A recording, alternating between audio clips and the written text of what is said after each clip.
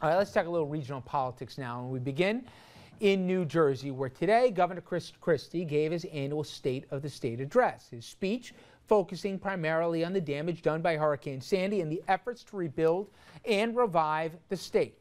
Christie, far less adversarial than he'd been in years past, or for that matter, than he'd even been in town halls or other venues.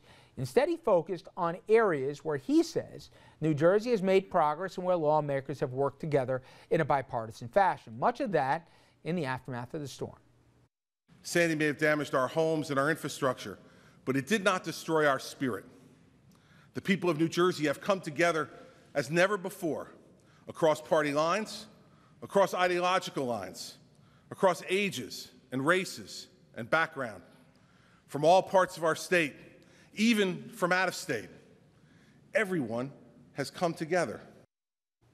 Now, Democrats not in as much of a loving mood, where they praised Christie for his work after the storm, but noting that Christie's failed to revive the state's economy as he had promised. Unemployment in New Jersey stands at almost double digits, 9.7%, higher by a decent margin than any of the other neighboring states, or any state for that matter, in the RFL region. All right. Andrew, the kinder, gentler Chris Christie, the most important numbers are maybe unemployment might be 10%, but his approval ratings are through the roof here. He's as popular as any governor is in the country. You got a Democrat registration advantage in New Jersey, but yet they love this guy. It's an interesting conundrum for the governor, who got a lot of praise for his bipartisan outreach in the aftermath of the storm when dealing with President Obama, and has been very conciliatory to Democrats across the state. And he jumped Boehner loud and clear after they didn't get the funding. That's right, and so he's gotten a lot of praise for that. Which is, you would think, helpful in a general election. He's got re-election in November, and then looking ahead towards the potential of running for president or something else in 2016. But keep in mind, this was a different speech from Christie today. I was co-anchoring it on FiOS.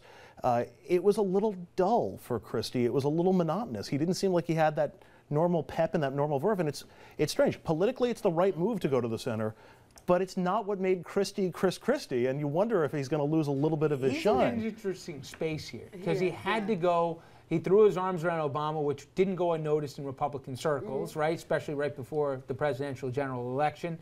And then also, he was really vocal, not the only Republican, Pete King and other guys also, Grimm and other Republicans also were very vocal in being furious with Boehner for not having the vote until pressured to do it.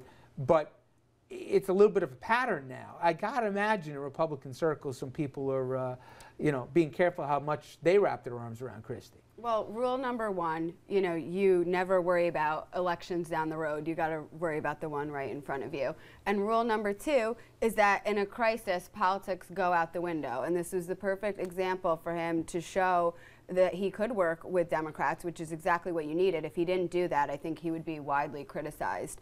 But he does have great numbers right now, and Cory Booker, who is probably going to be one of his most serious challengers, has declined to run against him.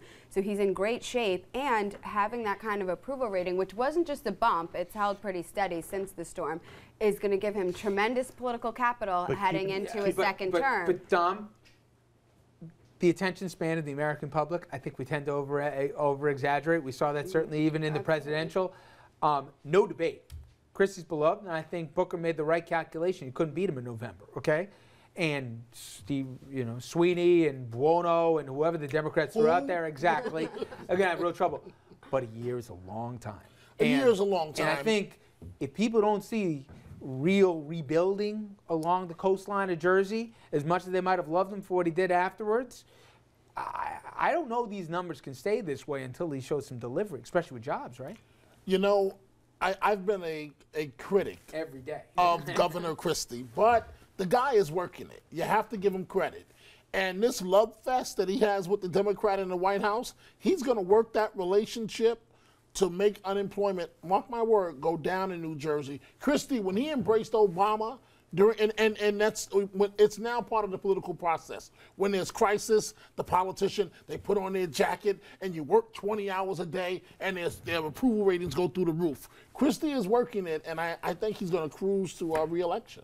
Now, there's another race that we're keeping an eye on, and this one's a little bit more complicated, and it's, again, in New Jersey with the Senate race. And while Cory Booker has said that he's not going to be running for governor, it's no secret that he'd love to be a senator from the great state of New Jersey, and certainly Mr. Menendez is none too worried after his recent election. But Frank Lautenberg, the venerable Frank Lautenberg, he may not go quietly into the good night, and he may not, for that matter, have to for Booker to throw his hat into the ring. And there might even be other Democrats in New Jersey who might say, I'm done, I'm sick and tired of waiting.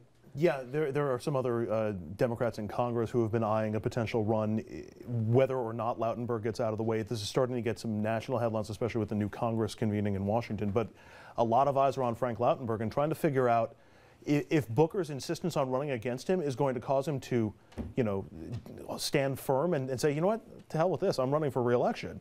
Or how do you gently nudge somebody out of the way? I'm curious, as a political consultant, if you had somebody waiting in the wings who was looking to unseat or take the place of somebody who's got the job already, how do you very gently, casually push them out of the way? Well, it happens a lot, and I think some of his comments, he said, I want to give him the space to make his decision, and you want to be respectful to a senior statesman, but and those two can't stand each other. Right, but it happens, and I would think from Lautenberg's perspective, the last thing you want after a long, distinguished career is to be taken out in a primary by a young guy with energy, and that, frankly happens. So I think he's going to have to make some serious consideration. I think Lautenberg is saying, bring it on. Course. He's saying, bring it on, he Mr. likes Booker. to fight, and he didn't like Booker trying to orchestrate pushing him out the first time. So he said, he's not going to do Booker any favors to exit gracefully. We'll see how that plays out. All right. We're going to jump to a break here. When we come back, we're going to head across the river to New York, where some interesting politics are already going down. We'll talk about the race for mayor in New York City, and don't think necessarily that Mayor Bloomberg is in lockstep with Christine Quinn, as most of us thought here, to succeed him at Gracie Mansion.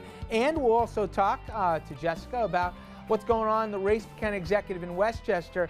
Democrats, some of which can't get out of their own way, they'll line up to take a shot at Rob Astorino. We'll talk about that as well.